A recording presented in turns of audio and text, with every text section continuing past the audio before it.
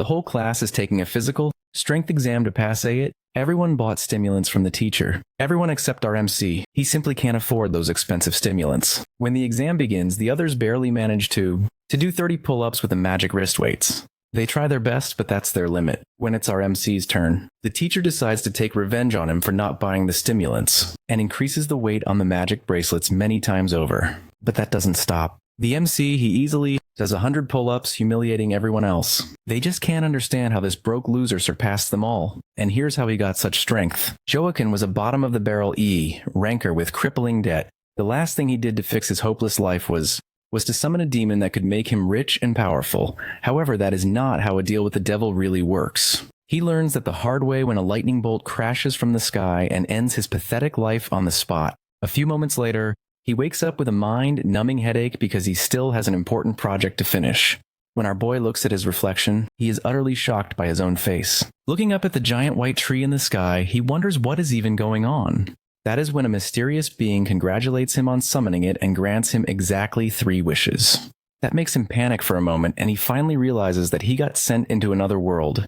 At first he thinks that he is the protagonist of some isekai story, and the floating book granting him 3 wishes is a wish-granting gold finger. Thinking 3 wishes is too little, he gets the big brain idea and boldly asks for 10 wishes as his first request. Hearing that, the demonic book gets excited when it quickly catches on that this is not his original summoner. The demon transforms into its true form after realizing a new soul has entered Joe's body. Our boy is both confused and wetting his pants after seeing the monster, who tells him that he devoured the body's original soul and was supposed to take over it. He quickly realizes he got sent into the wrong world. He tries to get out of there as fast as he can. Still, the demon snaps his fingers and instantly lights his body on fire because even thinking of breaching the contract will cause him to suffer endless, hellish punishment. His screams ring throughout the streets, and the demon thinks it is time to end the nonsense since the boy really was as pathetic as he thought. Just then, our protagonist from a corporate background gets an idea. He claims it doesn't count as breaching the contract if the demon's punishment makes it impossible for him to do his part. Hearing a mere human try to negotiate with him, the demon is intrigued. Joe grins, saying that he would have taken over his body by force already if that was possible. He confidently claims that this was nothing more than a test of his willpower, and he proved himself more than worthy. His bold statement makes the demon crack up, and it declares that he is the first human to even think about making a deal with the devil himself. Suddenly he gets a chance to sign the contract, and the demon agrees to give him a fresh start if he achieves just one of his wishes. However, the bastard also makes his first wish to get 1,000 more wishes. The demon rubs it in his face that he has no choice but to accept since he is pretty much dead otherwise. With no choice left, he tells his new boss that the deal is done, and signs the contract with his own soul on the line. The next morning, he finally reaches his apartment, running around looking like a drug addict who got attacked by dogs all night. His new boss ditched him right after the contract was finished, but he decides to suck it up since he is practically a slave now anyway. As he enters the apartment, he notices that the place is completely run down and there is no one inside. Suddenly, he picks up a debt note signed with blood and wonders what the hell is wrong with his family. Right then, he hears a loud voice from behind and gets whacked by a metal bat in the back of his head. The rude intruder yells at him for ignoring his calls, but his partner tells him not to beat the kid to death. His buddy warns him that the kid could be dangerous since he is an oracle. Confused and furious, our hero asks the guys who they are, and the blonde guy politely replies with a brutal kick to his chest, asking where his useless hag of a mother is. Then the guy trashes on him for having a stupid mom who burns herself out trying to pay off debts for her deadbeat son like him. He is amused that his mom does not realize he will always be garbage, and calls both him and his mother a waste of oxygen. Suddenly, Joe remembers the time from his childhood when he told his mom he did not want to be a loser anymore. He saw a nightmare where his mom worked so hard she died from exhaustion, and worried deep down that it might just happen one day. When he asked what would happen if he did not awaken as an oracle, his mom simply told little Chen to stop worrying. She said that even if the whole world went down, she would always be there for him and told him to be confident in himself. Back in the present, he gets fired up, then throws a lightning speed punch at the blonde guy's face out of nowhere, while the scumbag is blown away. His partner hears a loud thud and tells him to stop before he kills the kid, only to see his body fly right past. After the dust settles, his face looks so bad that even plastic surgery cannot fix it anymore. Seeing that, the other two stare at the sudden shift in his aura, and think he had a breakthrough in real time. Meanwhile, our boy flashes them his coldest stare yet and tells the bastards to shut their filthy mouths. Deciding they need to teach the E-rank brat a lesson, the goon says to John that it is time to whoop some sense into him by breaking a leg or two. Our boy catches on that they are talking about his power and figures that they are probably a higher level than him anyway. As June swings down his pipe from overhead, Joe sees it move in slow motion and jumps out of the way with ease. He then appears right behind the gorilla with a gentle touch of his knee to the face. His savage kick sends the fool flying. After that, his partner attacks from behind while wondering how a mere E rank can be so freaking agile. The man thinks Joe cannot see him, so he aims to shatter a couple of ribs. However, he gets his own rib cane, destroyed by a roundhouse kick instead. As he gets tossed out like last night's trash, the guy cannot believe what is even happening. The man begs our boy for mercy because he only came on Lin Yu's orders to collect the loan money. Hearing that, he tells the loan shark to tell his boss that he will get his money in due time, so he needs to chill out and get the hell out of his life. The goons shudder at his words and quickly waddle out through the front door. Just then, Joe asks the demon if he is there, and Goldfinger is surprised the amateur was able to sense his presence. He replies that he was able to feel his power surging strongly through his body, and the demon tells him to be grateful for the help. Our boy excitedly butters him up by calling boss and says he does not need to be afraid of anyone if he borrows his power. That irritates the demon because a peasant mortal should not even dare to think about wielding the power that could easily end his life if he used it over his limit. He is shocked to hear that, and he asks the boss how he can grant his wishes if he is not strong enough. Goldfinger assures him that he will get stronger from rewards, but warns him to forget about using his power for the time being. Our hero is pretty disappointed upon hearing that, but Goldfinger thinks to himself that it is insane how well he wielded his power.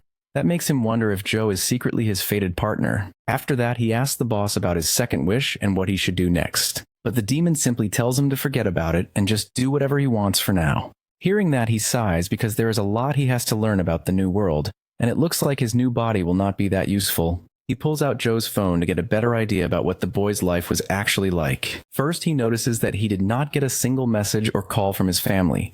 But when he opens his sister's text, what he sees leaves him completely speechless. She texted him a while ago to come as fast as he can because their mom had fallen into a coma. Later at the hospital, he throws the door wide open in suspense. Inside, he sees a girl who seems to be his sister hunched over in deep worry in front of their mother's bed. It takes him a moment to realize that the atmosphere is painfully uncomfortable, which makes sense since he ignored his sister before. He walks up to her and looks at the woman in the bed, who is supposed to be his mother. He cannot believe how bad her state is compared to the memory he has of her in his mind, and he wonders if it is all Joe's fault. With a guilty look, he apologizes to his sister for being late and asks how their mother is doing, but she just smiles in anger, asking what lame excuse he's going to give her this time. She repeats all the stupid excuses he made in the past about training and summoning demons. Suddenly, she bursts out on him, unable to believe that he could not even come out to see his mom, who went into a coma because she ground herself down to the bone to pay off his loans. He goes quiet when she says their mother nearly died because she ran out of money to pay the hospital bills after paying off his endless debt. After venting everything out, she tells him they have had enough, and passes him a card with 6 months of his expenses, saying she will take care of their mother herself. He sweats in confusion, asking what that means. And his sister calmly says that he is dead to her. Later outside, Goldfinger senses his dark emotions and asks why the human girl's words hurt him so much.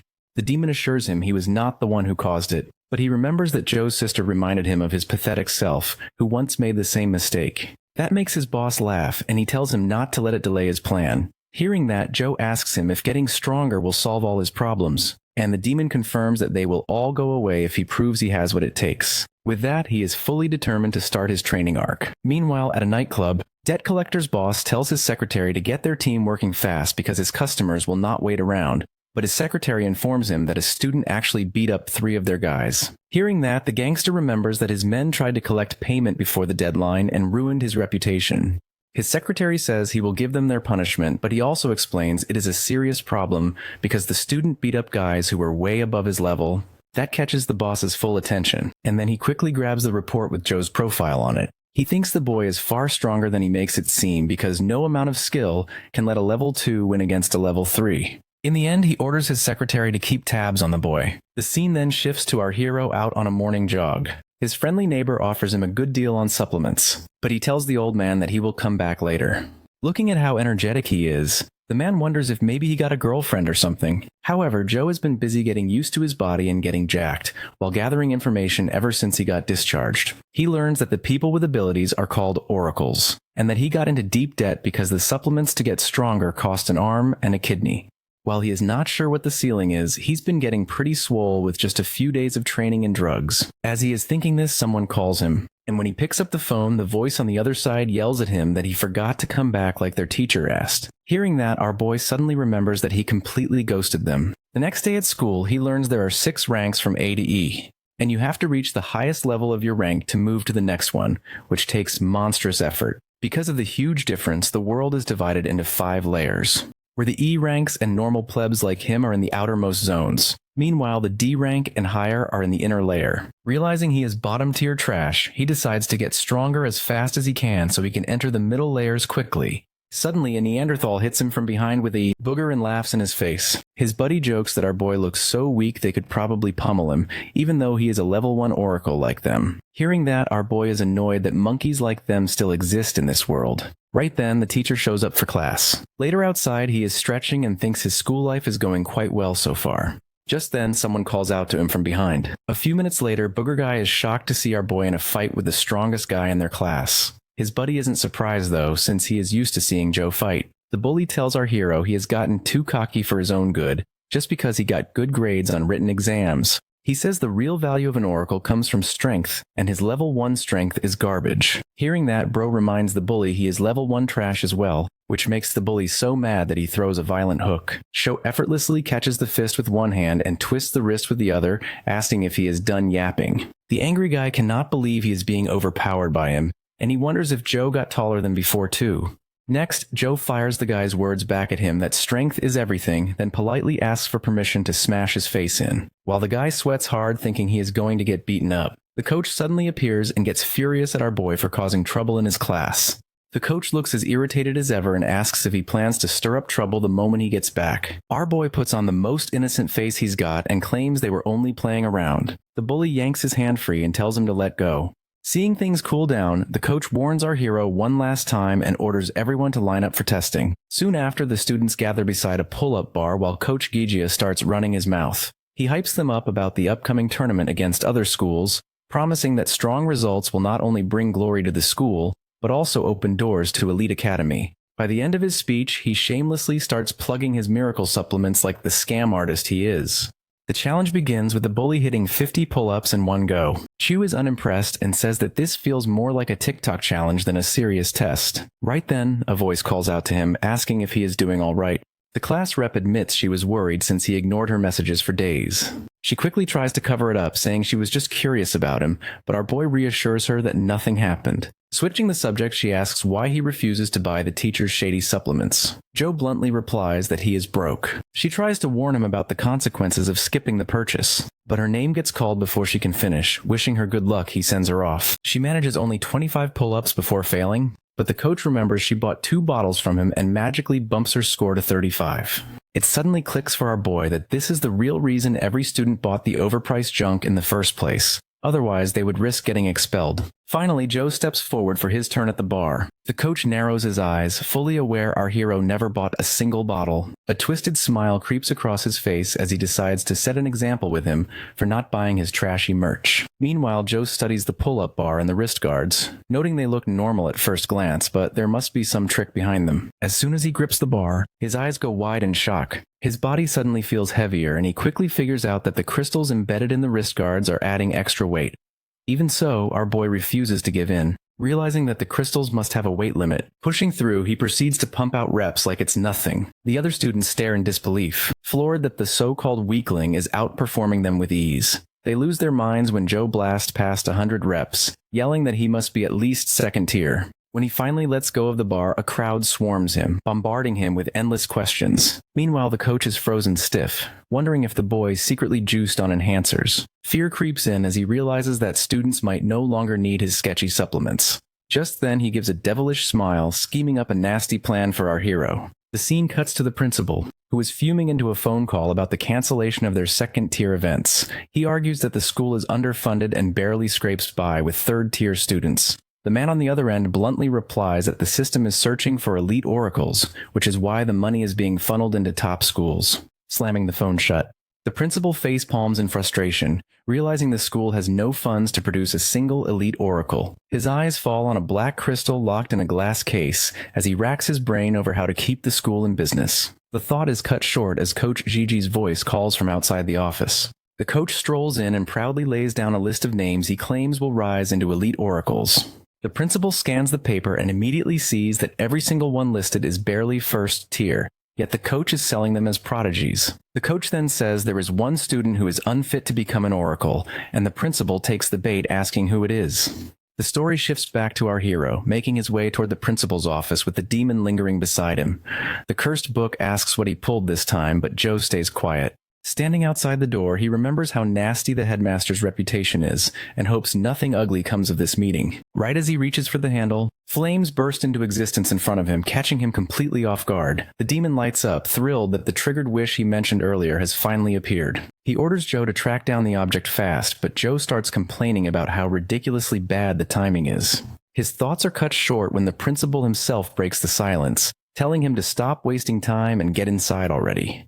Stepping in, Joe politely asks why the headmaster called for him. The man flips through his school record and then asks the student what he thinks it takes to become an oracle, without waiting for a reply. The principal answers himself, saying it all comes down to money. He then tells Joe, with zero hesitation, to quit now while he is still ahead. The color drains from his face, and the principal goes on explaining that the cost of developing an oracle is far too high. He insists that Joe is just a broke kid who cannot possibly survive here in the long run. In his head, he figures it is better to cut losses with weak students now, and he is even willing to return the tuition fee. Joe takes a few seconds to process the situation. Meanwhile, the demons I got goes wide as he suddenly realizes the crystal is the object and tells our hero to grab it. He quietly whispers to the cursed book to grab it himself, but the demon immediately reminds him that it needs someone else to act. Joe pauses, lost in thought, realizing that he absolutely has to get into the mid-city zone, which means he cannot afford to be expelled here, no matter what. He studies himself and recalls that not a single student from this academy has ever gone beyond E2 level, which is exactly why these students are considered so valuable. Our boy then asks the demon if he can decide the reward for this mission. At that moment, it clicks for the demon what Joe is planning. But before he can speak, Joe cuts him off and declares that he wants the borrow power skill. Goldfinger explodes, shouting at him, reminding him just how insane and dangerous that choice really is. But our boy is locked in. He argues that if he ends up expelled, then the demon's wish may never come true and demands that the cursed book trust him. Reluctantly, Goldfinger caves in and admits that whatever happens from here cannot be blamed on him. A glowing panel materializes in front of Joe, asking if he wants the borrow power skill. He accepts instantly without hesitation. The principal then interrupts his thoughts, asking if he has any final words. He answers firmly that he wants the principal to assess his level again, and only then decide. The principal shakes his head at the hopeless request but extends his hand anyway. On contact, he notes that Joe's strength is greater than what the record suggests, but still not nearly enough to stay. Closing his eyes, Joe realizes this is his last chance and desperately tries to absorb as much star energy as possible. He then begins to emit pure aura, shocking the principal. Even the demon is taken by surprise, since he never expected the kid's energy to surpass the power he lent him.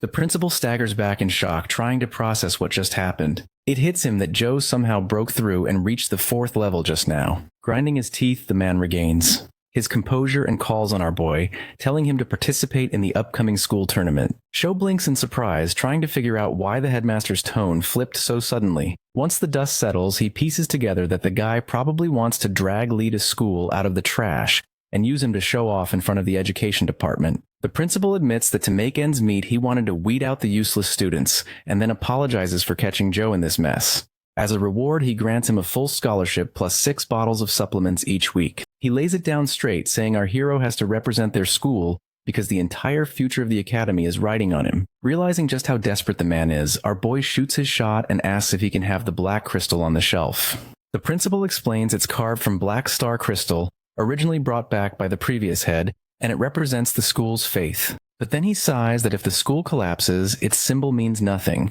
so he agrees that he will hand it over. Our hero responds with confidence, promising he'll give his all to win the tournament. Principal then shifts topics and asks how he got that strong. Joe plays it off casually, saying he was hiding his strength the whole time. The headmaster nearly chokes, thinking that masking a level is the ultimate pro gamer move, and swears he won't breathe a word of it to anyone. Just then, a woman walks into the office, and the principal instructs her to escort Joe to the elite class. A short while later, she explains that the entire 2nd floor is reserved only for elites. Shifting the subject, she casually asks what kind of connection he has with the principal, but Joe brushes it off without giving her anything. Right then, Coach Gigiakam's storming in at full speed. He apologizes, saying he begged the headmaster to reconsider the decision, but it was of no use. The female teacher cuts him short, clarifying that Joe isn't being expelled at all, and he's actually being moved to the elite class. She adds that the principal is now looking for him, which makes the coach's face lose all color. Later that night, he drags himself back to his tiny apartment and crashes onto the bed. He mutters to himself, wondering how on earth a broke kid like him is supposed to reach level 4 in such a short window. The demon immediately cuts in, reminding him of the mission at hand.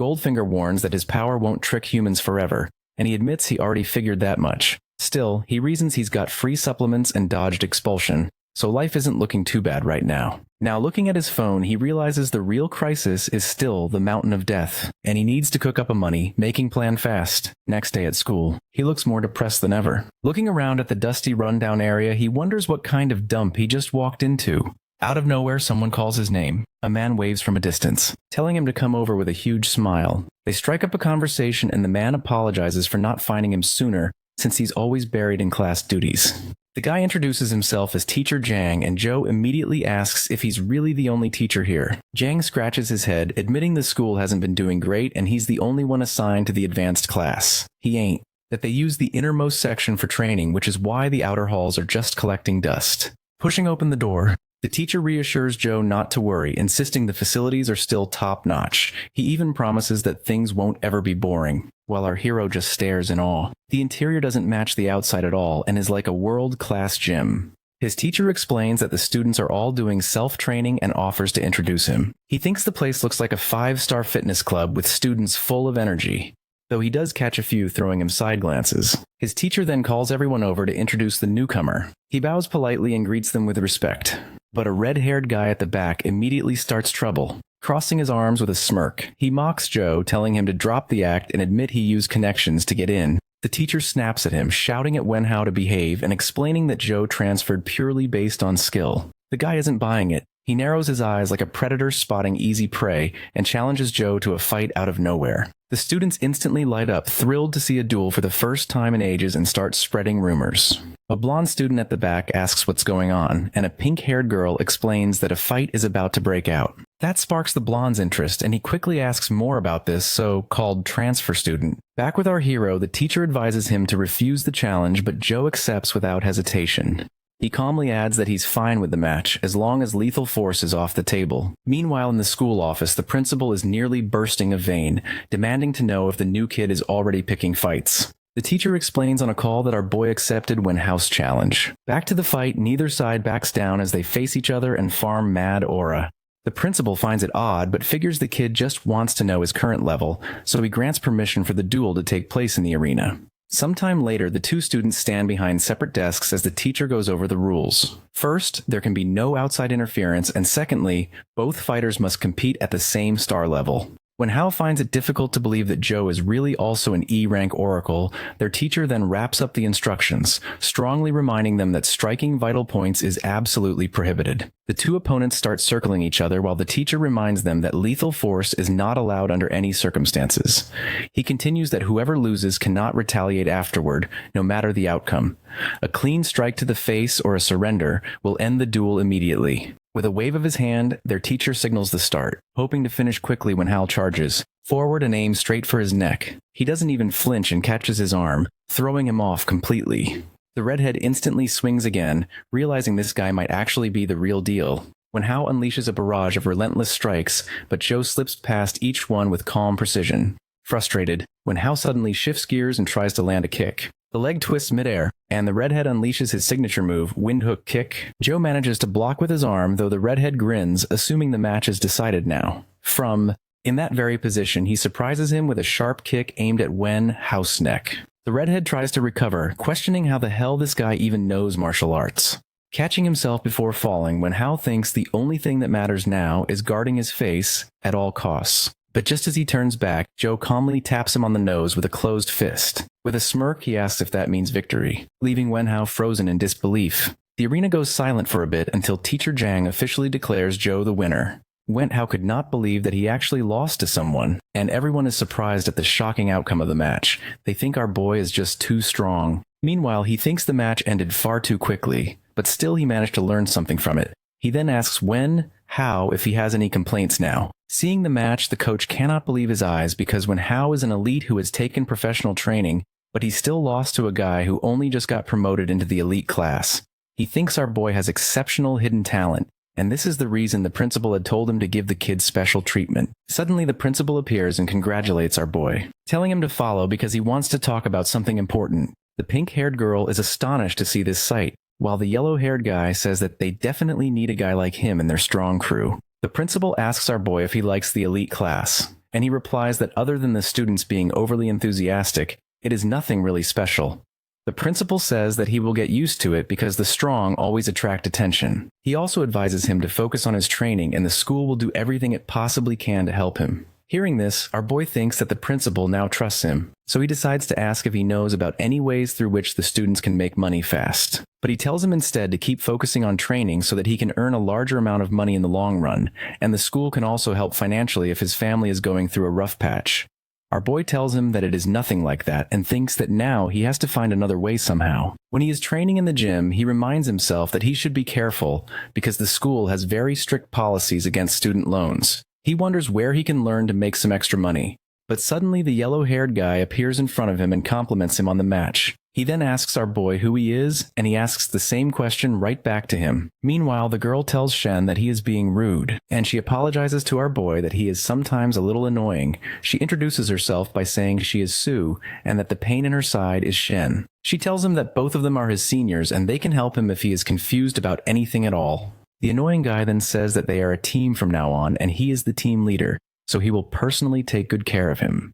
He then asks our boy about the combat technique which he used against Wenhao, but our hero says that he does not know anything about such techniques at all. The leader gets surprised when our boy tells him the move he used was only just a reflex.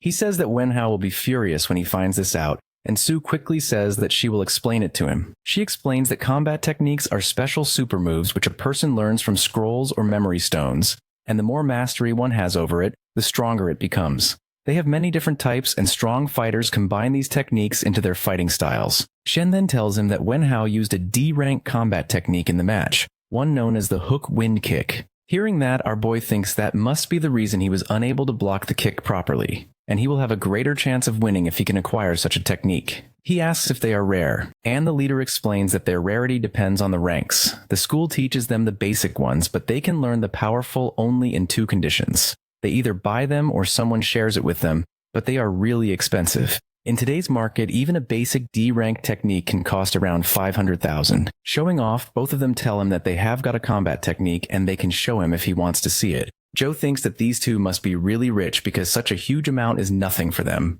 Suddenly, it strikes him that he can ask them about the different ways from which he can make quick money. He asks them if there is a fast way for him to earn money, but he says he does not want to do anything illegal like robbing a bank. Chen tells him that his only option is the Blackwater district, but Sue quickly tells him not to utter such nonsense. He then says that he has heard anything can happen there, but the school forbids students from entering that district. After that, the leader asks our boy how much money he needs for the technique, and he says around 300,000. Both of them immediately check their accounts, but they are completely broke. Meanwhile, our boy thinks that he will check out the Blackwater district after school anyway, because he really needs the money right now. He reaches the district by using the maps, and thinks that it is really close to his home. No one can think that he is a student because he is not wearing his uniform anymore. He even asks the boss what he thinks about the district, but he does not get a single reply. According to what he has heard, the outer zones do not have strong fighters, and his power level is equal to a level 4 oracle, so he can easily handle anyone. If the situation gets worse, then he is sure he can at least run away safely. After taking a closer look around, he thinks that this area has definitely been abandoned and wonders if this really is the Miracle Zone. But he can still see faint footprints around, which lead him toward a hidden secret pathway. He then finally reaches the Miracle Zone after carefully going through the pathway. In the Miracle Zone, our boy sees the dirty surrounding and all the shady dealings. He thinks that no one talks about this place because it has no laws, and literally anything can be done to make a profit. After seeing all these things, he gets a glimmer of hope that he can really make enough money to pay his debt. Suddenly, he asks the stalking goons for how long they are planning to follow him. One of the goons compliments him on his sharp instincts and says he was planning to strike when he was completely careless. But now the situation has changed, and he is going to beat him down in front of everyone. He says that he has seen plenty of boys like him before, the rich children who come to the Blackwater district in disguise and then become prey for them. Joe thinks that he is some kind of idiot because he himself is completely broke. The goon then says that he is an oracle, so it will be useless if he tries to escape. He tells him that if he wants to live, then he should just follow his orders and empty his pockets. Hearing this, our boy says to him that he sure is really rude, and in a single strike, he suddenly knocks the leader out cold. The other two get pissed that he knocked the leader out because he was not being careful, so both of them dash straight towards him to shank him. Suddenly, wooden crates fall on both of them, and a mysterious girl quickly grabs our boy's hand and orders him to come with her. Both of them flee from and reach a hidden safe place. Joe thanks her for her help, but in reality, it is just a nuisance for him because after beating the two guys, he was planning to question them. A girl acts like she already knows our boy and asks him what he is doing here. After saying that, she suddenly panics because she remembers she has to lay low. He questions her if he actually knows her, but she changes the topic by saying that she just read his name on his collar. After noticing the name tag, he removes it right away. He thinks it is a good thing that the girl doesn't know him because he never realized his name had been written on his collar all along. He thanks her for telling him this, while she is just glad that she didn't reveal her true identity. She advises him to hide his information properly because this area is really dangerous, and then says that she will get him out of here, but our boy refuses her offer because he is here to make some money. He decides that he should walk away because if she finds out he is a student, then he will be in deep trouble. When Joe leaves, she thinks that she definitely knows who he is and wonders what a student is even doing in the Miracle Zone. When she touched him, she got a strange feeling, due to which she thinks that he has already become an oracle. Meanwhile, our boy buys a mask to cover it face so his identity doesn't get leaked anywhere when he is thinking that he hasn't found any way to make money. A stranger approaches him and tells him that he is the local tour guide and he can answer all the questions he has. Hearing that, our boy is intrigued and asks him if he knows about a place where he can make some quick money. The guide is really happy because he thinks that he has increased the head count by 1 and proudly tells our boy to follow him. He takes Joe to a fighting arena, where he asks if this is an underground fight club. The guide says that he is right, and this is the most efficient way to make fast cash. He explains that today the winner will get the prize money along with a specific amount of money from the placed bets. He says that oracles also join these fights, so these matches are high risk, high reward. After taking a look at the ongoing fight, he thinks that he definitely has a chance to win it all. The guide asks our boy if he wants to take part because he can get him betting chips. He tells him that he will take his chance at the prize money anyway. Following our boy, the mysterious girl also enters the fight club and starts to look for him. Suddenly, she sees our boy standing inside the ring and wonders what he is doing here. Ugly Guy is acting all high and mighty in front of Joe, saying that he is a seated fighter. But our boy knocks him out in a single strike. The crowd thinks that this is boring because every fighter is being knocked out in a single punch. Our boy thinks that he should end this as soon as possible. And he also deals with the next two fighters right after. Seeing these fights, the club boss gets all confused because he only let him fight since he looked weak. The lackey tells him that after watching all these fights, all the fighters have forfeited, and the customers are demanding refunds because they think all these matches are staged. Immediately, the boss tells his subordinates to arrange a special match because he isn't going to let him leave with all the prize money. Meanwhile, he defeats his last opponent and asks if now he can have the prize money. The announcer says that the crowd is all excited from these matches, so they have arranged a special match. Our boy thinks that they never plan to hand over the cash prize. On the other hand, the lackeys bring out a trolley to which a monster is attacked. The announcer says that the special match will be against the Niflin, also known as the Freak, and seeing him, Joe is genuinely surprised. The NPCs unbuckle him from the trolley and the Freak falls on the ground like a dead body. They immediately run out of the ring and lock it tight. Bro just stands there thinking about what is happening. Suddenly, the Freak wakes up from his sleep and has a really menacing look on his face. A fat guy in the crowd comforts his girl by saying that he can easily beat the monster in a single punch, but in reality, he almost pissed his pants after seeing that beast. The mysterious girl wonders how something like that could even be here. She knows that Joe can't handle it on his own and she can save him with her abilities, but then her cover will be blown and her plans leaked. Meanwhile, our boy thinks that it's unfortunate that the boss isn't here at such a time, and he is definitely going to have a hard time defeating this monster. When he stares into his eyes, he feels as if he is prey and the monster is the hunter.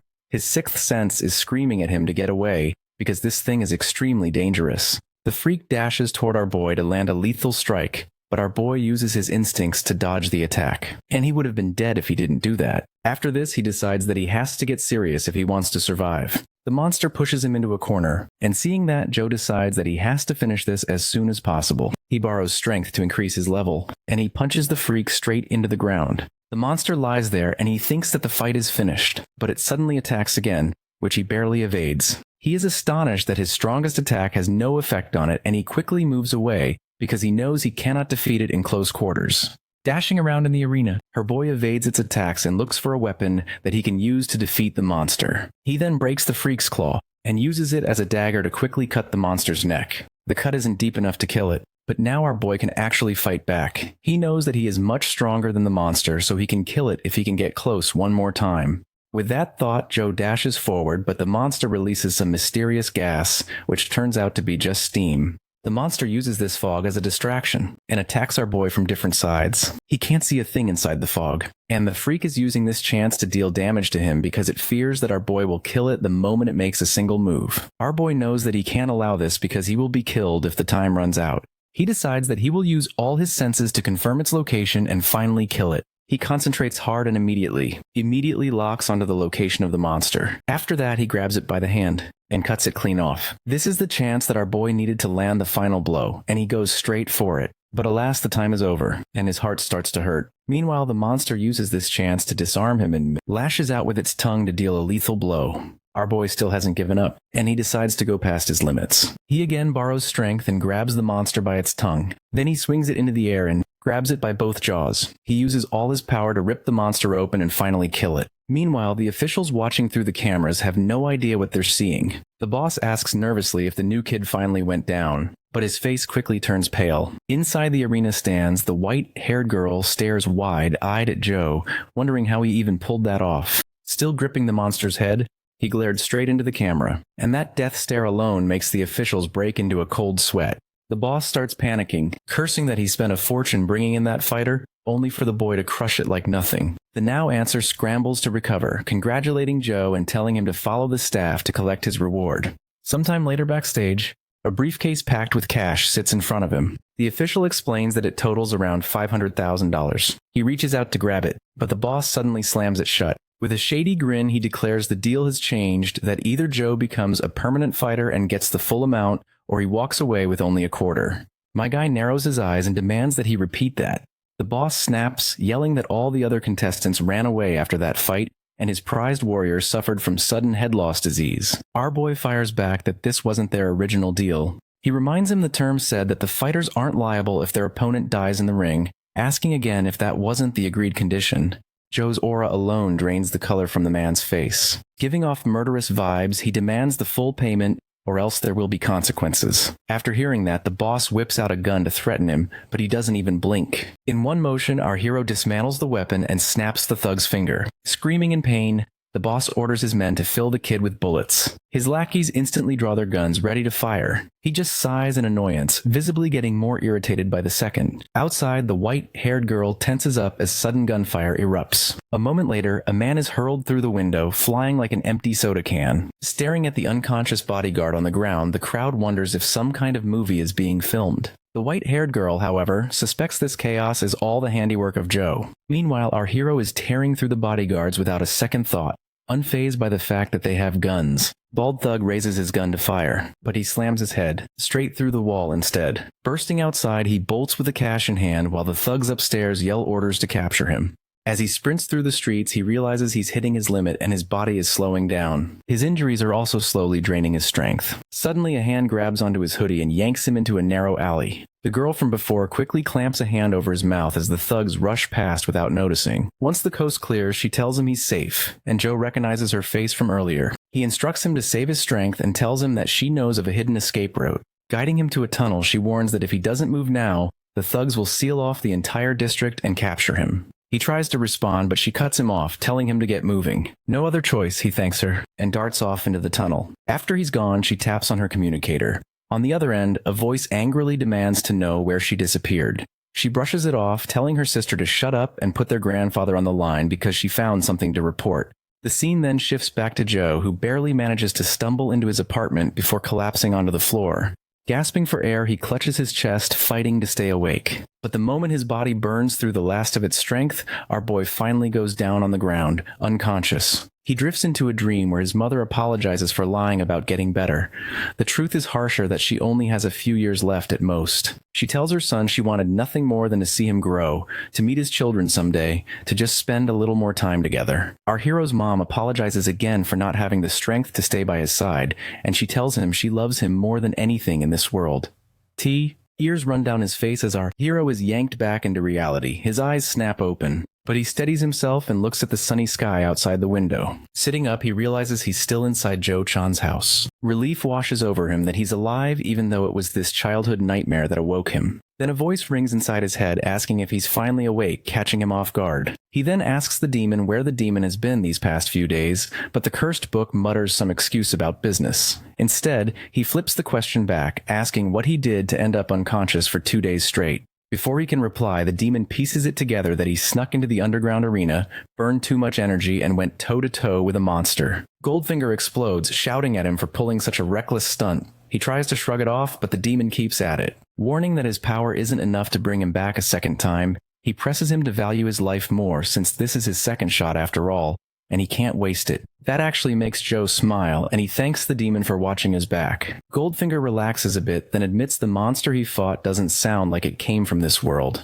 That thought makes our boy recall the girl he met in that cursed place, but he pushes it aside because right now, leveling up is what matters. Just then he remembers his reward from last night, and he immediately snaps open the briefcase to reveal those stacks of crisp bills. The demon mocks him for risking his neck over money, but he replies that at least for now, he doesn't have to worry about his debts until after the tournament. Looking down at himself, he says that he has to patch up this injury before heading back to school. Rubbing his head, he groans about how he still has to hit the hospital, the bank, and classes all in the same day. At the hospital, the doctor checks him over and says the wound will heal quickly as long as he keeps it clean. Noticing the speed of recovery, the man asks if our boy happens to be an oracle, to which he says yes. Immediately, the doctor shifts gears and tries to sell him a membership plan. He shoots him down instantly, asking for the normal medicine instead, feeling relieved that the monster's tongue wasn't poisonous. He watches the doctor hand over some ointment, but as soon as he takes the bottle, he freezes and stares in disbelief. He asks the doctor why the bottle is glowing, but the man just gives him a weird look, insisting it's an ordinary container. My guy doesn't buy it for a second, clearly seeing it shine in his hand.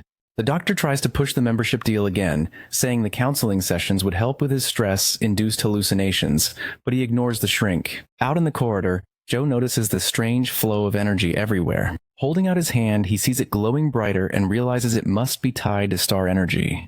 Remembering the underground fight, he suspects that battle triggered some kind of awakening. He then smiles, thinking that if he can truly sense star energy now, he can absorb it much more efficiently. Just then, a man walks past radiating a bright green aura, and Joe forces himself to act normal. After the guy passes, he sneaks another look and breaks into a cold sweat, thinking this man's star energy is on another level. The green-haired stranger pauses, sensing something, and wonders if he just got scanned but then shakes it off. On his communicator, a voice starts blasting him at him, demanding that he track down the alien star immediately. The green-haired man tells the person to calm down since he plans to stick around the country for a while. The voice pushes back, reminding him that the boss's prophecy marked the alien star as a boss, tier threat, one that needs constant monitoring. Sliding off his sunglasses, the green-haired man smirks and says the boss worries too much. He declares that if the alien star really is their enemy, then he'll crush them without hesitation. The next day at school, the principal starts scolding our boy for skipping both classes and his calls. He apologizes and says he got caught up in some personal matters. The principal softens his tone, showing more concern than anger, but he reassures him and asks if this is about the tournament.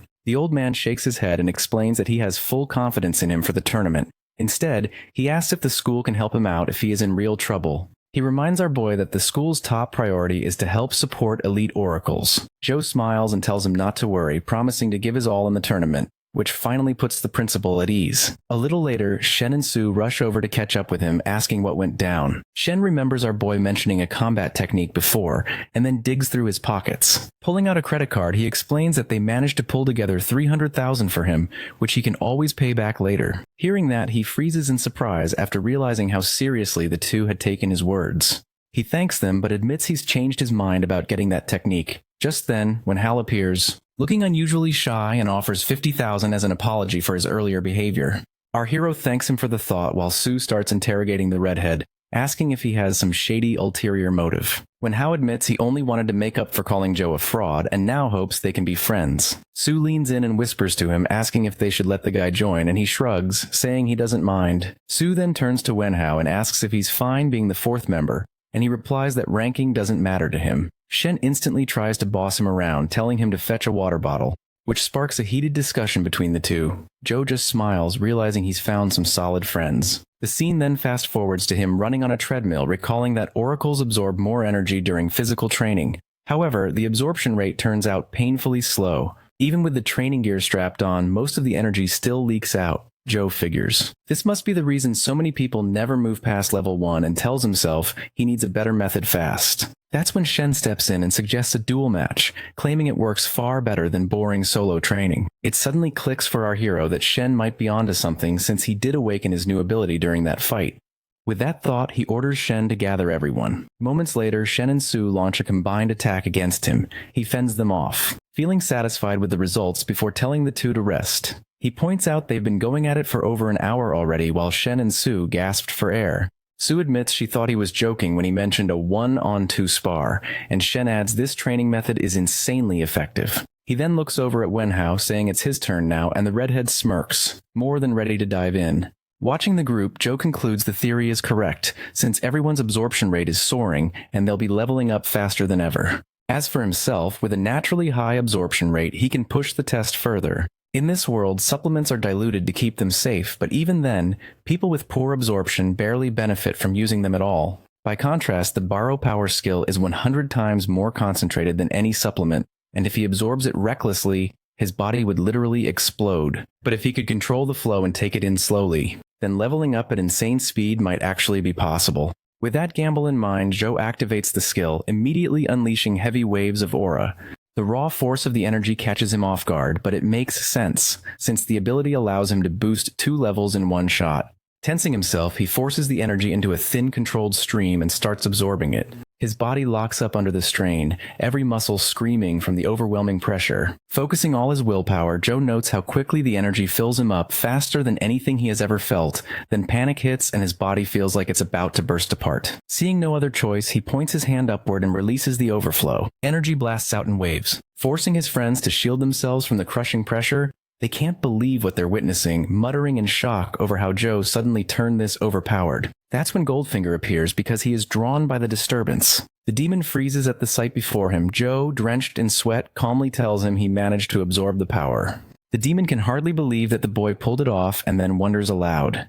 If Joe really is his long-awaited soulmate, he asks the boss if he said something. But the boss changes the topic by saying that he is just happy our boy is not dead. After hearing all the commotion, the coach comes running and asks what happened, and Sue tells him that Joe is the one who released all that energy. The coach is surprised to see the amount of star energy, and he immediately tells the assistants to bring the measurement device. After measuring our hero's power, they come to know that he has already become a level 3 oracle. At first, the coach cannot believe his eyes. But then he rushes toward the principal's office to tell him about this, because he is the first level 3 oracle that the school has seen in a very long time. Meanwhile, Sue asks him how he can level up so quickly, and asks him to teach her the method. He tells her that it is because of all the training he has been doing, and he decides that next time he will do this in private, so he doesn't cause unnecessary trouble. Hearing this, all 3 of them get excited and they increase the intensity of their practice. On the other hand, our boy asks the boss why he did not get angry with him this time. He says that now he has gotten used to it. Goldfinger can use all his powers if he just wants to level up quickly because he needs Joe to get stronger. But he tells the demon he has no need to worry. He's been storing a mountain of star energy, and once he settles into this new strength, he's going to level up again. Simple as that, the boss hears this and goes completely silent. Time moves fast and the competition comes closer, and our hero trains like an absolute unit until finally, the big day is here. The whole squad is buzzing when they step into the venue. Sue gets excited because she can't believe she actually made it here and says that her mom would be proud. Shen's flexing some knowledge, pointing out that this year has the biggest crowd of participants so far. When Hao cuts in and asks him if he's ready for the level 4 bracket, the guy is salty that he didn't level up in time to join. But Joe just shrugs. Principal's words still echo in his head that you should give it your all, and if things get too messy, just forfeit. No shame in living to fight again, since the arenas for level 3 and level 4 are split. The 3 of them part ways, leaving him to prep on his own. Meanwhile, the principal and coach roll into the VIP area, looking around like kids in a candy shop. The coach chuckles, saying this is the kind of luxury they've been waiting on. All thanks to their school finally sending a fighter into the level 4 bracket today. Suddenly, Principal Wang shows up and congratulates the principal on making 2 high-level students in just a few months. The principal acts humbly and says it has nothing to do with him.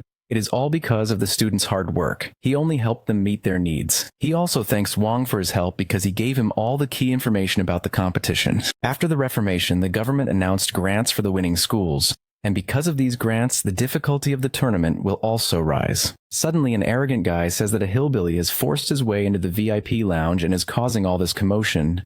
The principal wants to give him a reply, but Wang stops him and says not to mess with them because they are all principals of schools who have already won this competition before. The principal says that is all in the past and no one really knows who will win this competition. The white-haired guy tells who to enjoy this scene for the first and last time so he can remember it clearly.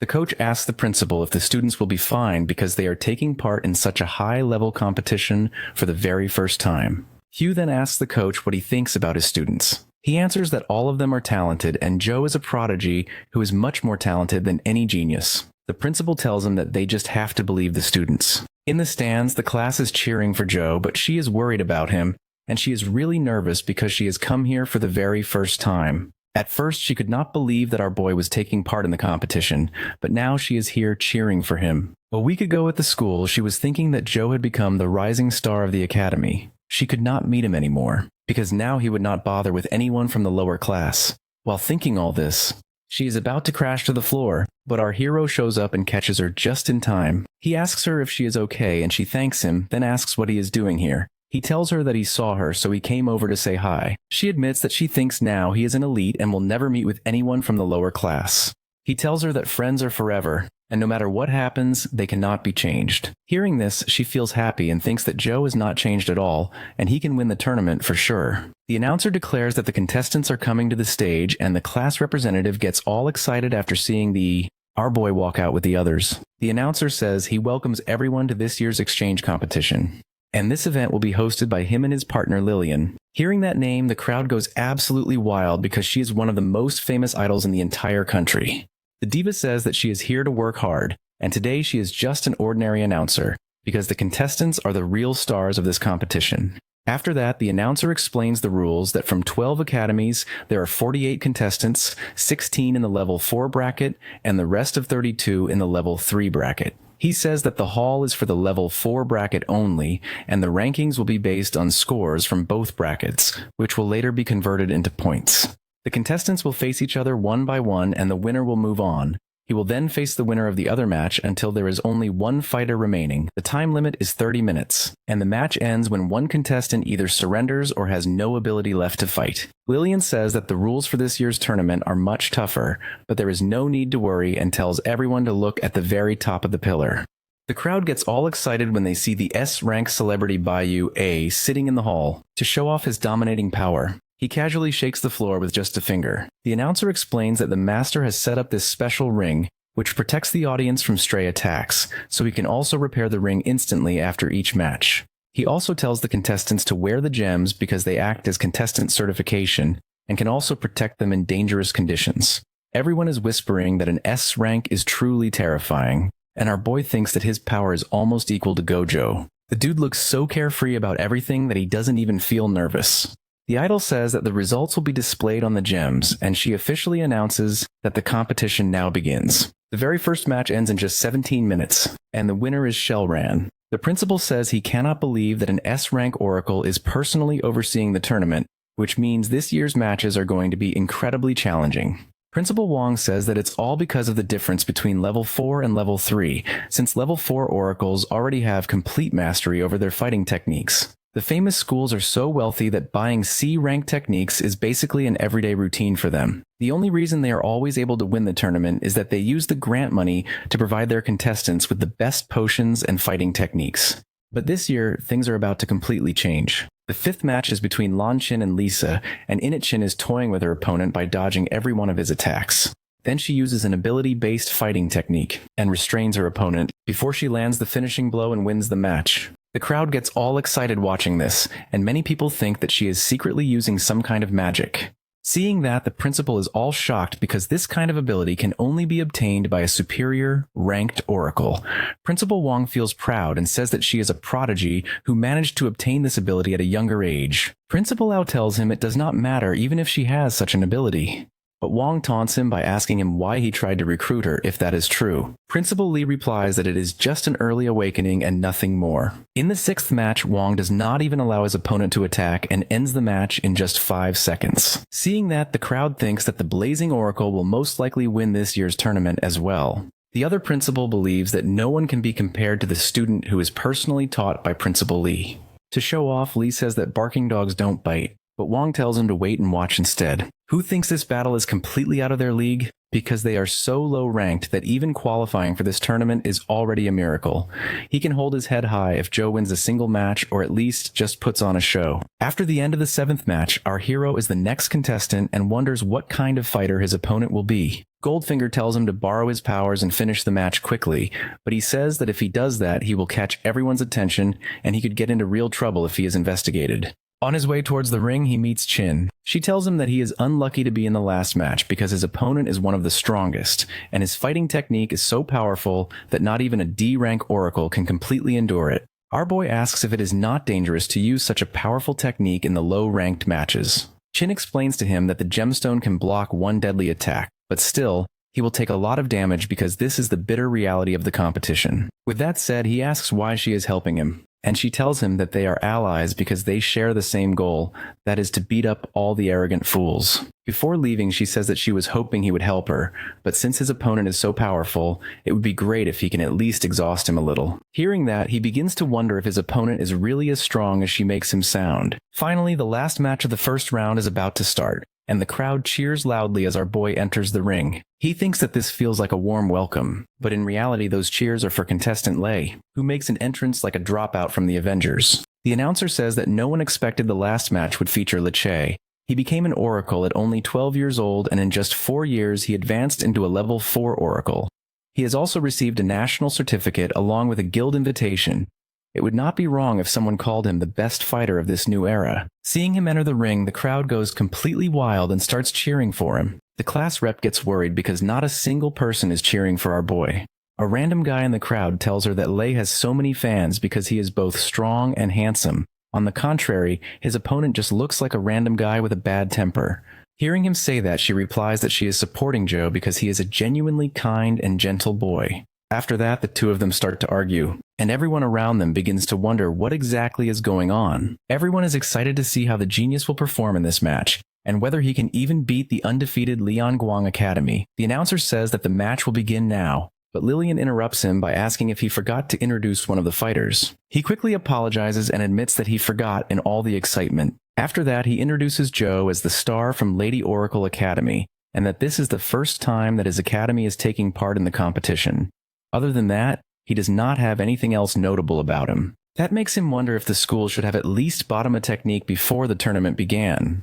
The crowd starts talking badly about him and thinking how someone like him could ever put up a fight against a genius. The bandana guy bursts into laughter and loudly taunts the class rep. Meanwhile, Principal Yu says to the principal that it is quite unfortunate they have to face their academy's rising star in their very first year, but they should not worry because it will all end quickly. Wong tells Hu that everyone has to start from somewhere, so he just needs to ignore him and stay calm. Inside the ring, Lei tells him that he feels bad for him, because in his very first tournament, he has to face him. But Bro tells him to pay close attention to the fight. Suddenly dashes towards our boy and reaches right by his side. He says that he will start this match by only using 10% of his total power, because even if he loses his first fight, he can still look at least a little bit decent. Lei thinks he is acting all nice, but he is annoyed since he has already told him once to fight normally. Just then, the announcer says that the genius cannot hold back his enthusiasm, and announces that the final match of the first round now officially begins. With that, Lei uses his speed to attack our boy, and he is moving so fast that it looks like he used Shadow Clone Jutsu to make multiple copies of himself. On top of that, all of them attack at the same exact time. Every contestant watching thinks that it is going to be extremely difficult to beat the genius, and Principal Yu thinks that no one can possibly beat him. The genius thinks that our boy is not moving because he cannot see him, and he believes the only one who could ever give him a hard time is Wong. Thinking that this is finally the end, he gets ready to deal the finishing blow. But when he gets close, Joe asks him if he is not going to dodge. before he savagely punches him right in the face. Seeing that, everyone is shocked at how this can even happen. Our boy actually countered Lei's attack and landed a punch in an instant. The genius can usually dodge any attack with his speed, but the main question now is whether he was just careless or if he actually failed to dodge. Everyone in the crowd begins to think that our boy has used some kind of hack, because no one else can ever hit the genius. Seeing that, he wonders if he broke some kind of hidden rule saying who can land the first hit. Wang says to the principal that his student clearly has some impressive skill. Principal, who says that he must be cheating because no one is faster than Lei. But the principal replies that if they were cheating, then the higher-ups would have already caught them. Principal Li tells him to shut up because he is setting a very bad example with the whining and yapping. He suggests they should quietly watch the match because it is not over just yet.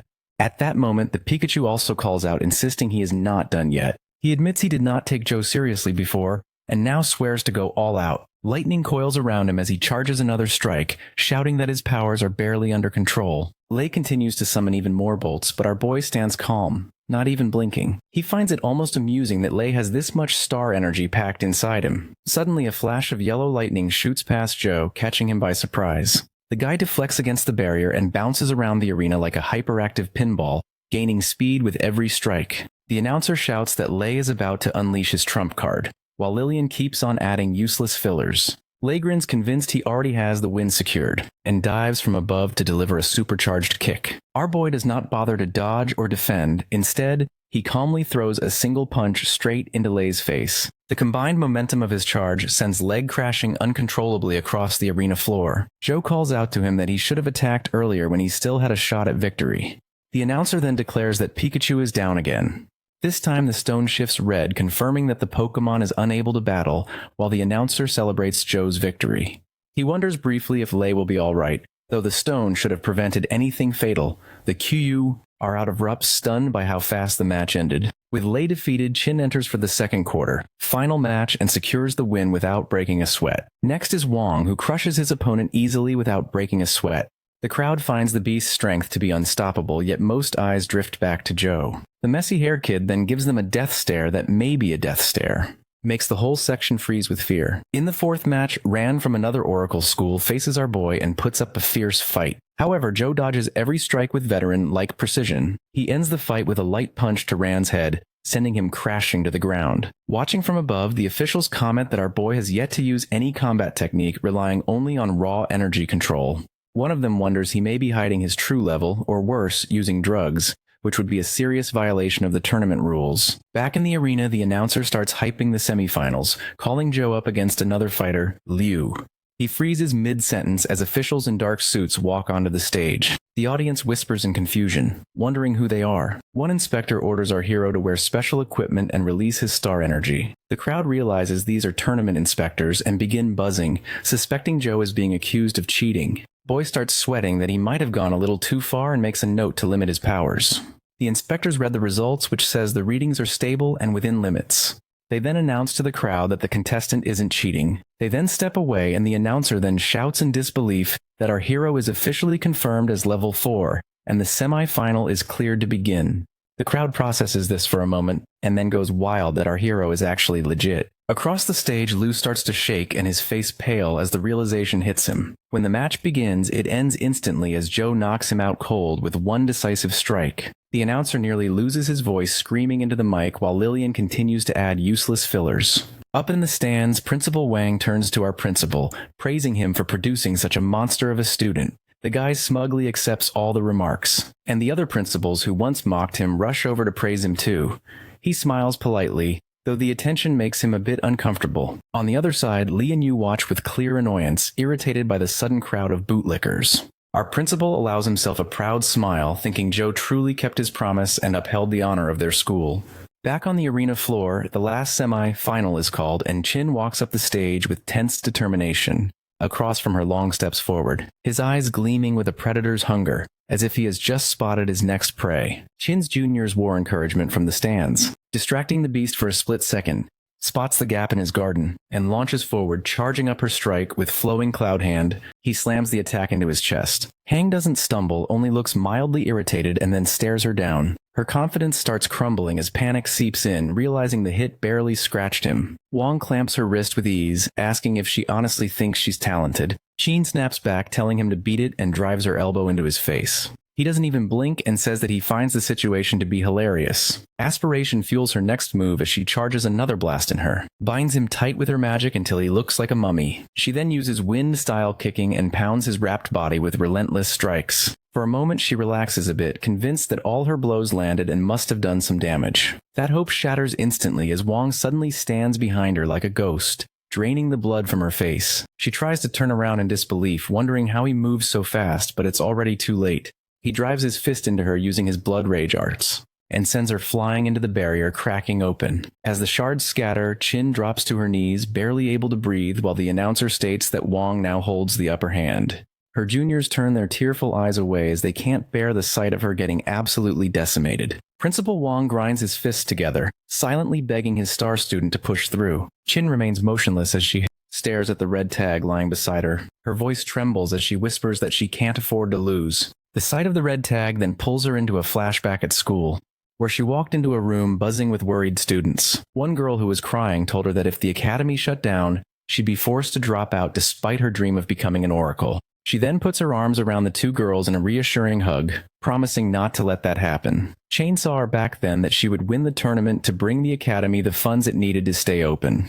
Though the black-haired girl doesn't look convinced, Chin insisted she had never gone back on her word. The girl then rummaged in her pot. It had pulled out a red charm, handmade for luck. That moment warmed Chin's heart, and she promised to fight with everything she had. Back in the present, she reaches toward the charm, whispering again that she made a promise. Wong doesn't care and stomps on the good luck charm without any care, mocking if this is all she amounts to. He then kicks her brutally while his hands stay buried in his pockets. Her crystal turns red and she falls unconscious, but Wong keeps on taunting her. The announcer yells that the fight is over, that the beast raises his foot again, ready to crush her. The crowd starts panicking, and the announcer screams for someone to stop him. Spectators stare in horror, wondering what the monster plans to do. Principal Wong's voice cracks as he begs for someone to save his student. One official demands master by act, but the guy remains calm, claiming the situation is under control. Meanwhile, Wong smashes his foot down with savage force, carving a crater in the arena. However, his eyes go wide and he realizes his target is gone. Our hero now stands there with Chin in his arms, having saved her in time. He calls the beast out, asking if this is the kind of bullying his school teaches. Wong spins around, fury raging in his eyes, and screams out Joe's name. The announcer cries out in relief, declaring that our boy rescued Chin just in time.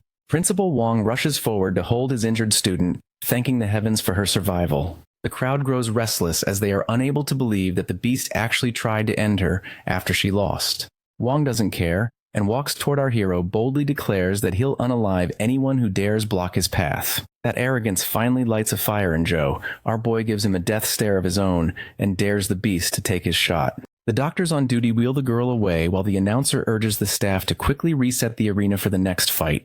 Up in the stands, our boy's friends gather with the class rep. Shen asks how things look so far, and she replies that Joe has already made it to the finals, though she admits something feels off about the opponent. Our principal's friend warns our boy to be careful, and then shouts at our hero not to underestimate who he's up against. Fired up, Joe assures him there's no need to worry. In the arena, Wong mocks our hero for actually thinking he stands a chance, but he fires back that the guy runs his mouth too much. He smirks and asks if the beast is really here to fight or just keep yapping. Both sides square off, their auras flare wildly, turning it into an energy standoff. The announcer declares the match officially begun. Wong wastes no time launching a sudden punch, but our hero tanks it like it's nothing, his body not even budging. He smirks, taunting that he thought Joe would be tougher. But our boy instantly claps back that he stole the words right out of his mouth, leaving the guy sweating buckets. Bro digs in harder, asking if this is really the level of someone who won the previous tournament. He then goes in for a grab, but Wong barely manages to dodge. Wong activates his blood rage skill, charging up his fist as the two of them start hammering away at each other at full speed, neither willing to give an inch. The announcer shouts in disbelief that he has never seen a level 4 fighter brawl this ferociously before. Even Joe's classmates sit stunned, realizing that our boy has been holding back during all their sparring matches. Back inside the arena, Joe plants a massive uppercut, cut straight into Wong's jaw. His teacher and principal stare wide-eyed, struggling to believe their own student is this strong. Blood sprays from Wang's mouth as he wonders how a powerhouse like him could be forced this far back. That thought only fuels his rage, and he pushes his ability even higher. Goldfinger then appears, pointing out that the guy is literally forcing star energy into his body to jack up his strength. In the next instant, Wong vanishes in a flash, but Joe keeps up with his movements. He then prepares an elbow strike and thinks to himself that speed is useless against his perception skill. Meanwhile, in the control room, an official nervously asks the master if they should check Wang's level since it's rising abnormally fast. Calm as ever, he explains that this is just his family's blood rage arts pushing him up by one level, so it isn't cheating. Then he admits that the real curiosity lies with our boy who still hasn't gone all out, and the master can't help but wonder how far this kid can go. Back in the ring, the two fighters keep throwing rapid punches like two crackheads fighting for a French fry. Joe's friends watch with their nerves on edge, Shen shouting that our hero is getting pushed back. The redhead quickly corrects him, saying Joe is actually deflecting the beast punches perfectly. In the arena, our hero stays locked in, dodging and weaving through blow after blow, looking for his opening. Benjo finally retaliates with a crushing punch that forces the beast to block with everything he has. The impact alone cracks the floor and sends Wong's getting back a little. Our boy slams in another heavy shot, and Wong then says that Joe is the first fighter to push him this far. Fueled by pride and rage, he powers his blood arts up even more, screaming that he's still the strongest. Unshaken, our hero taunts him right back, asking if that's all he has to offer. Then he activates the Barrow Power skill, and his level starts increasing too. The two powerhouses square off again, their fists already itching for more. Joe realizes he can now clearly read his opponent's attack pattern. Using his perception skills, he also notices the beast's weak spot is his heart. Wasting no time, our boy drives an elbow right into the guy's chest. Making the beast's eyes go wide in shock, the blow knocks the air straight out of him. But Joe isn't finished yet. He immediately follows up with another attack, forcing Wong on the defensive. The beast blocks punch after punch, each one heavier than the last, while thinking in disbelief that our hero's speed and power are still climbing. The guy refuses to accept defeat, and pushes his blood arts past its limits. Our boy then declares that the fight is already decided and charges his fist with pure star energy. Wong screams for him to die and sends a massive punch of his own. Their fists collide, spark, working a huge explosion that blasts shockwaves across the arena. Spectators throw up their arms, shielding themselves from the violent blast. The principal is glued to the battle, frantically demanding to know what just happened. As the smoke clears, the announcer shouts that Wong is still standing, but in the very next instant the beast collapses and his crystal falls to the ground, which is now red. The last one left standing is none other than our boy. With that, Lida School officially claims first place in the level 4 category as well as the entire championship. Joe's friends start celebrating hard, screaming that they finally won the tournament. His teacher and the principal also cheered for him, shouting that he made their school proud. Tears stream down the principal's face as he declares they won't have to beg for money anymore, while his teacher deadpans at his dramatic reaction. The case. The same principals who were mocking him earlier now rush forward to congratulate him, shamelessly sucking up to save face. Meanwhile, Wong's principal is fuming at the humiliation, and even last year's runner-up principal is left unsure of what to do. Much to Principal Lee's surprise, his supposed ally abandons him completely and bolts without looking back. Master Bai decides to take his leave as well, since the tournament has wrapped up, and the official thanks him sincerely for his efforts. On his way out, but Biz's eyes suddenly narrow when he spots two unfamiliar figures watching from the side. He instantly wonders if they're here to scout Joe. An old man murmurs to the girl next to him that he never expected such a backwater school to produce such a monster. He asks if she can bring our hero into their guild. The girl, Lynn, admits they were childhood friends, but now Joe doesn't even recognize her. Even so, she swears she'll use everything she has to recruit him. Back inside the arena, the winning team stands lined up proudly on stage. Cameras flash as the principal promotes latest school live, milking the victory. Our hero smiles for the photos while he thinks this feels harder than the actual fight.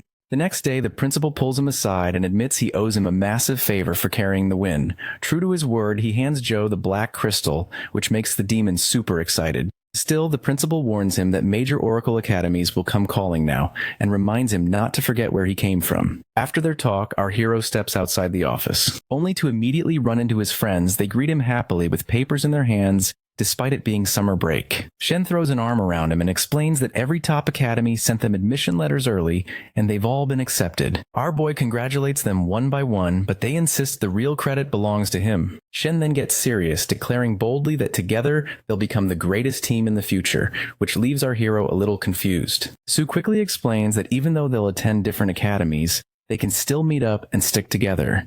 Go just smirks, saying he's looking forward to it since he'd be bored out of his mind otherwise. As they walk, he adds that he'll definitely need their help when he has to train to become stronger. Suddenly, another figure steps out from the corner, catching them all off guard. The class rep looks straight at them with determination and asks if she can join the gang too, because she wants to grow stronger right alongside them. The class rep gets starry-eyed when she finally steps into the elite classroom. She thanks our hero for his help, but he brushes it off, saying it was the principal. Liu then also thanks the principal, who replies that he's happy to help. He adds that he plans to make these facilities available to everyone, with many more changes coming in the future. After winning the competition, the principal finally has the funds to do what he wants, all thanks to his students. He then praises everyone for their efforts, while the gang jokes that all these changes are happening right after they leave. Sue asks the class rep why she's training so hard, even though it's vacation time and there's no competition. She shares her backstory, admitting that she never thought she was any good, but she got fired up after seeing everyone work so hard.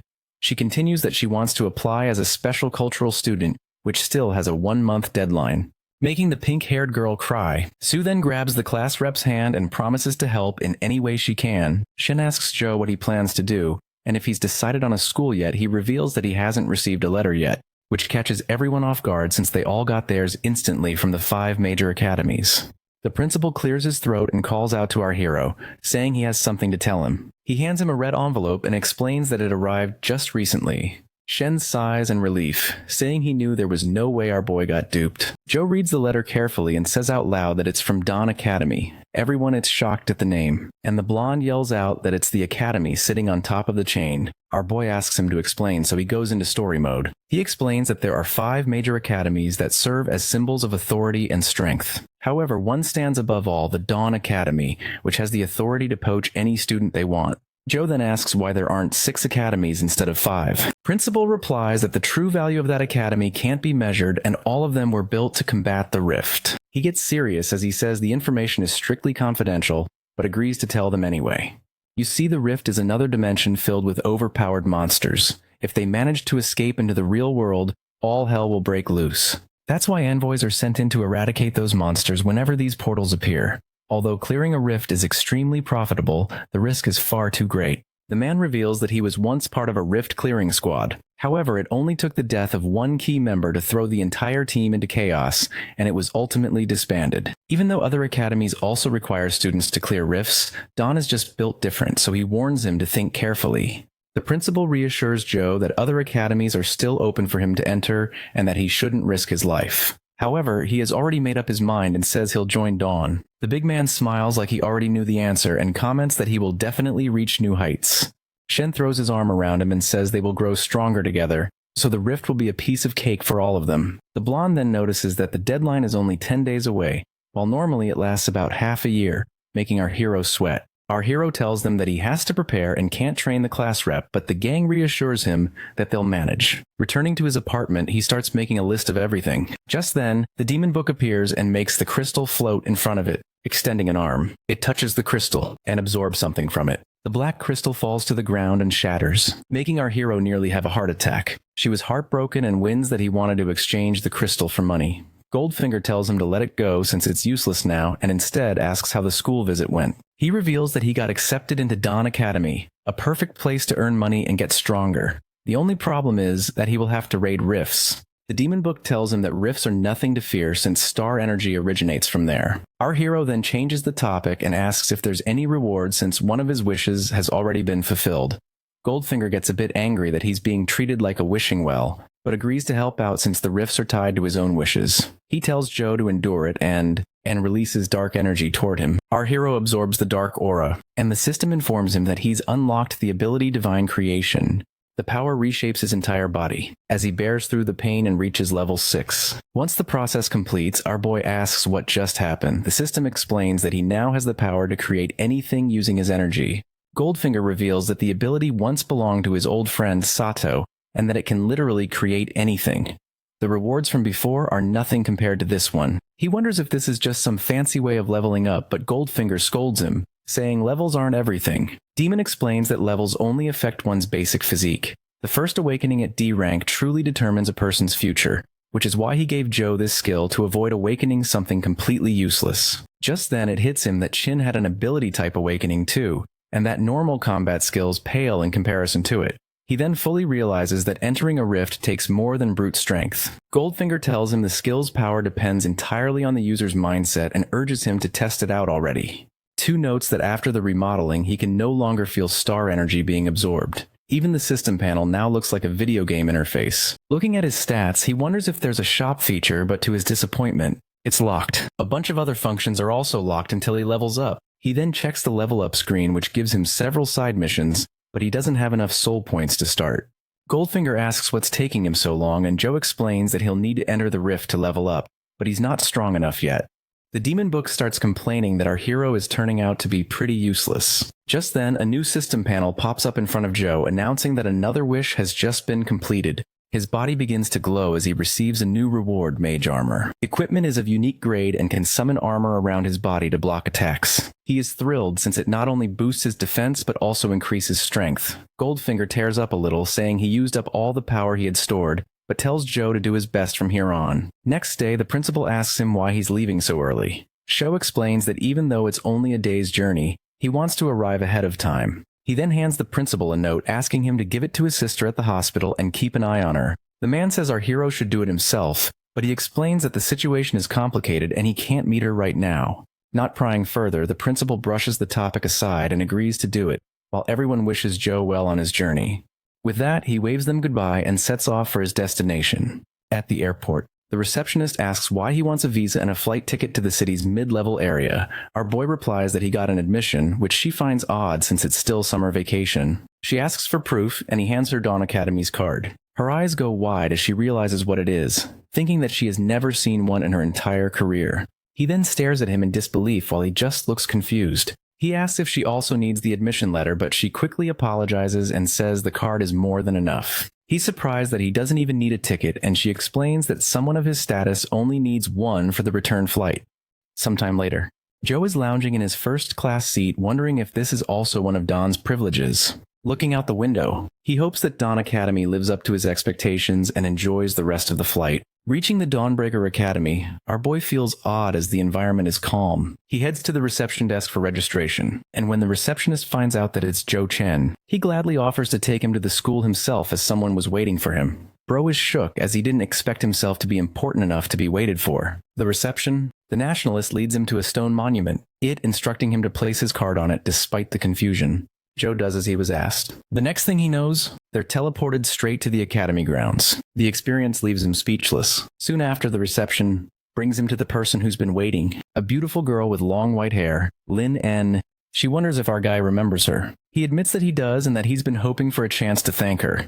To his surprise, she turns out to be his senior. Once the receptionist takes his leave, Joe wonders why Lin N seems so eager to meet him before he can approach.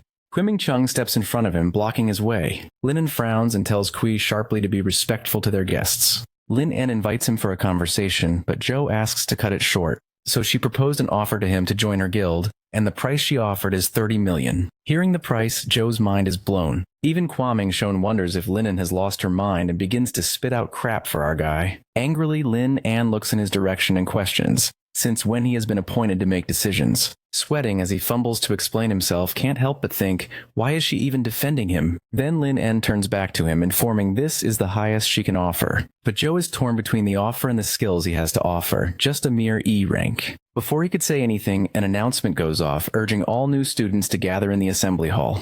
Lin N tells him to think about it, considering how overwhelming this offer might be for him. He lets her know that he will take her offer into consideration, and she walks him out to the assembly hall. In the assembly hall, a boy with golden locks, assuming himself to be superior, sits with our boy to stand out in comparison to him. The boy's intentions toward Lin N are anything but pure. He aims to control her, planning to marry her to boost his family's influence. The orientation begins. The instructor, Zhang Hui, introduces himself and congratulates them on making it into Dawnbreaker. He calls them all geniuses, but quickly reminds them that right now they're just freshmen. He warns them that they'll soon face something entirely new. The Fisher. A Fisher is like a hunt. Oracles are the hunters, but fate decides when they can fall as prey. The human weapons are of no use there. Only immense core strength and weapons made out of Fisher materials are fruitful.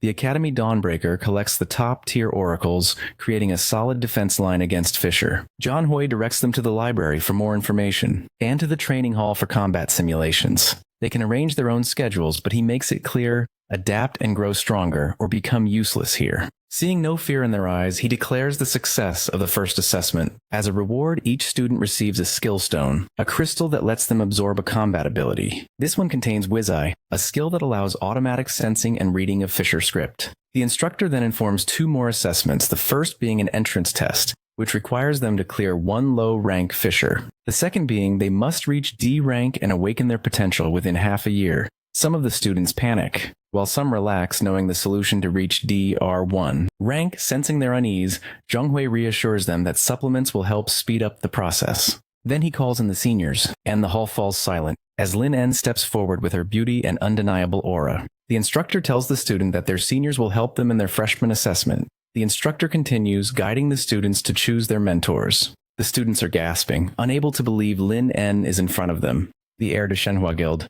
A student stands up, pleading to be chosen, claiming she is the reason he joined the academy. Lin En, however, turns him down, explaining that she only accepts those of the magic type, while the student specializes in strength. Another guy, out of devotion, chooses to learn magic type just for her, despite mastering in strength. Length, but she turns him down as well.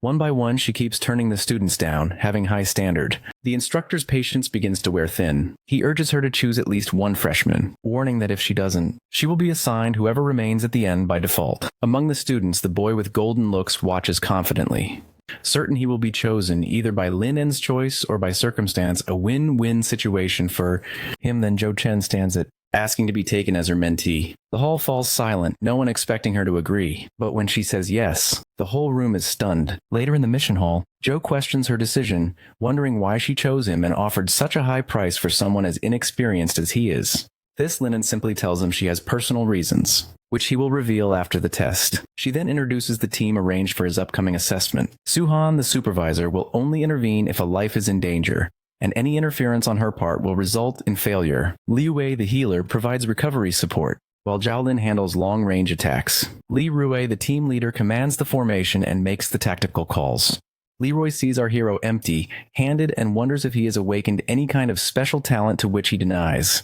Hearing that, he's shaken, wondering how did the academy even let him in like that? Since there's no point in complaining now, they decide to stay alert on his side. Liu advises Ju to stay close for protection, but he insists he has combat experience, leaving her slightly exasperated by his confidence. Then Li Rui's team is sent to Fisher in room 1, and the fissure can be opened by a world tree fragment. As soon as the fissure open, our boy feels a dense aura, hoping that he finds the key to level up. They end up in a cave, and almost immediately, a pack of shadow demon wolves detects their presence with a sharp sense of smell. Leroy and Zhou, in charge of them, trying their best to take them down. The healer Liu Wei runs to heal them, unaware a beast is behind her.